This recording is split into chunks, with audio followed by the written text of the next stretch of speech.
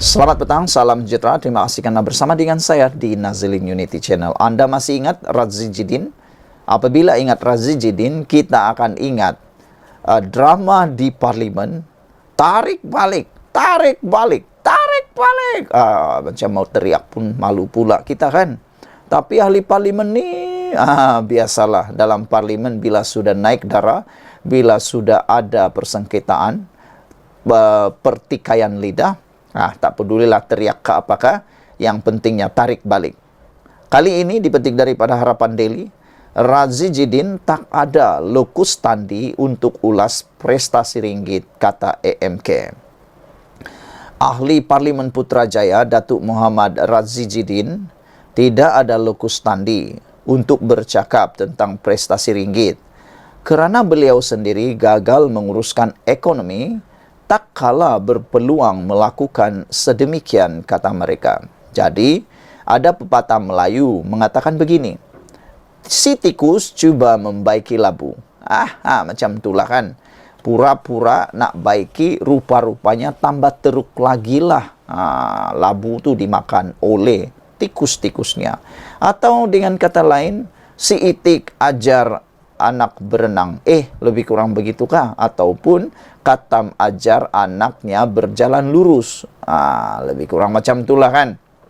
Mengajar orang sesuatu tapi sendiri pun tak tahu juga melakukannya. Itulah yang diulas oleh MK. Radzi Jidin tak punya lokus standi kerana semasa beliau berpeluang untuk melakukannya, beliau pun gagal menguruskan ekonomi. Pengarah komunikasi AMK Haziq Azfar berkata, ulasan Radzi terkait prestasi ringgit dilakukan secara tidak adil kerana nilai ringgit yang terjejas dipengaruhi faktor luar yang kuat. Beliau berkata, sedang naib presiden bersatu itu galak menjual sentimen dan syak wasangka, angka yang sengaja dilupakan menunjukkan prestasi ekonomi di bawah Perikatan Nasional adalah jauh lebih buruk berbanding prestasi ekonomi hari ini. Ini termasuklah pelaburan langsung asing FDI yang paling rendah di Asia Tenggara pada tahun 2020, selain penerapan Fitch Rating merudum yang menyebabkan peningkatan bunga kepada hutang negara. PN juga mencatat inflasi yang tinggi, mencatat 4,5%, kadar pengangguran tertinggi, serta puluhan ribu peniaga gulung tikar kerana polisi pelaksanaan perintah kawalan pergerakan separuh masak, katanya dalam satu kenyataan hari ini. Semalam, Radzi Jidin mendakwa kerajaan tidak serius menangani kesan kejatuhan nilai ringgit yang berlaku ketika ini. Nak tanyalah kan, apakah indikator piawaian Radzi Jidin, barulah kerajaan ini dilihat serius menangani kejatuhan nilai mata wang. Apakah yang dikatakan tidak serius itu? Adakah apa yang Anwar lakukan sekarang tu tak serius? Sedangkan kalau kita lihat Anwar Ibrahim ni, kadang-kadang kita pun pening. Dia sekejap ke sini, sekejap ke sana, sekejap ke sana. Macam Anwar Ibrahim ni tak pandai penat pula aku tengok kan. Kita yang masih muda pula memuji yang orang dah berusia, dah tua macam Anwar Ibrahim.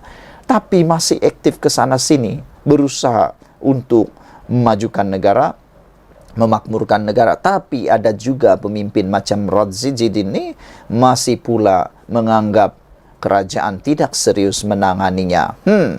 Ahli bersatu itu turut menyindir tindakan pemimpin kerajaan yang dikatakan menikus apabila ditanya mengenai perkara berkenaan. Sementara itu, Haziq berkata, ekonomi negara kini jauh berbeza dengan ketika pentadbiran Perikatan Nasional, iaitu dari segi kadar pengangguran yang menurun, inflasi, FDI dan bursa saham, yang menunjukkan perkembangan yang sangat positif, sekaligus mengiakan faktor luaran terhadap prestasi ringgit yang muktahir. Radzi Jidin hakikatnya hilang lokus standi. secara moral untuk bercakap tentang prestasi ringgit apabila menganggotai jemaah menteri yang gagal menguruskan ekonomi, tak kala berpeluang melakukan sedemikian rupa. Jadi janganlah mengajar ketam berjalan lurus kalau Anda juga ketam.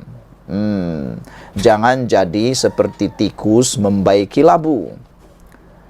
Oleh itu, saudara-saudara sekalian, beliau wajar bermuhasabah dan mencermin dirinya yang secara tidak malu menjajah naratif songsang terkait prestasi ringgit semasa tak kala mereka gagal menguruskan ekonomi sewaktu 33 bulan menjadi kerajaan. Pastinya banyak cermin yang boleh diperoleh di sekitar kawasan konstituensinya di Putrajaya, kata beliau lagi. Saudara-saudara sekalian, itu yang berlaku dengan Radzi Jidin. Terkini masih berkaitan perkara lain, akhirnya Menteri Agama siasat pendedahan Maula tunggang nasab Nabi Muhammad. Jabatan Perdana Menteri Hal Ehwal Agama akan menyiasat pendedahan dibuat sebuah akhbar tempatan mengenai lelaki dikenali dalam kalangan pengikutnya sebagai Maula Muhammad Amin yang menunggang nasab suci Nabi Muhammad. Menterinya Datuk Dr. Muhammad Naim Mokhtar berkata, Jabatan Kemajuan Islam Malaysia JAKIM akan bekerjasama rapat dengan pihak berkuasa agama Islam, khususnya Jabatan Agama Islam Negeri-Negeri JIN dan Polis Diraja Malaysia PDRM untuk menyiasat pendedahan tersebut. Muhammad Naib berkata, beliau tidak akan berkompromi dengan mana-mana pihak yang cuba mengeksploitasi agama untuk kepentingan diri maupun kumpulan yang tertentu. Semua pihak adalah dinasihatkan supaya sentiasa merujuk kepada JAIN berkaitan apa-apa urusan berkaitan pertaulihan mana-mana pendakwah agar setiap perkara yang disampaikan selari dengan ajaran Islam, katanya dalam kenyataan pagi ini.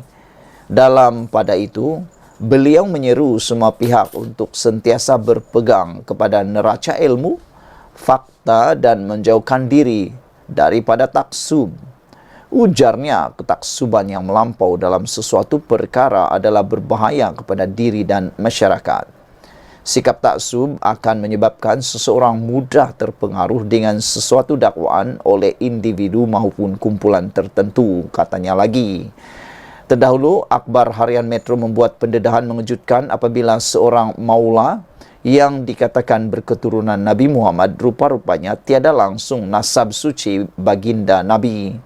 Lelaki yang nama sebenarnya Muhammad Amin Auraj mengeksploitasi nasab suci Rasulullah untuk menarik perhatian pengikut serta pendukungnya. Dia juga yang kononnya mendakwa warga Maghribi disahkan bukan rakyat negara itu, sebaliknya adalah warga Prancis Algeria. Lelaki yang pernah tular pada tahun 2022 lalu itu sempat mencetus perdebatan dalam kalangan rakyat Malaysia kerana ada sebagian yang menyanjung lelaki itu dan tidak ketinggalan meragui latar belakangnya.